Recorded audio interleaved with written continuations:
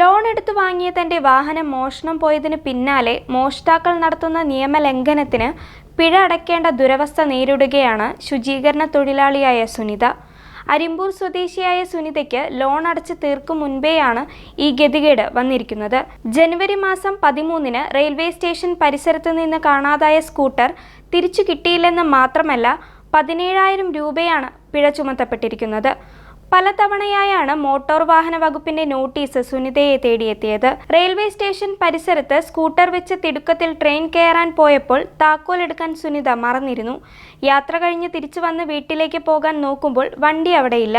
പിന്നാലെ നടത്തിയ അന്വേഷണത്തിൽ പരിസരത്തുണ്ടായിരുന്ന ചുമട്ട് തൊഴിലാളികൾ പകർത്തിയ ഫോട്ടോ കണ്ടപ്പോഴാണ് വണ്ടി മോഷ്ടിക്കപ്പെട്ട വിവരം സുനിത അറിയുന്നത്. വെസ്റ്റ് പോലീസ് സ്റ്റേഷനിൽ പരാതി നൽകിയെങ്കിലും കേസെടുക്കാൻ പോലീസ് തയ്യാറായിരുന്നില്ലെന്നാണ് സുനിത പറയുന്നത്. പലതവണ പോലീസ് സ്റ്റേഷനിൽ കയറി ഇറങ്ങിയെങ്കിലും വാഹനം കൊണ്ടുപോയത് കുട്ടികളായതിനാൽ കേസെടുക്കാൻ കഴിയില്ല എന്നായിരുന്നു പോലീസിന്റെ മറുപടിയെന്നും സുനിത പറഞ്ഞു. മോഷ്ടാക്കൾ എന്തെങ്കിലും കുറ്റകൃത്യത്തിന് ഈ വാഹനം ഉപയോഗിക്കുമോ എന്ന ആശങ്കയിലാണ് സുനിത ഇപ്പോൾ.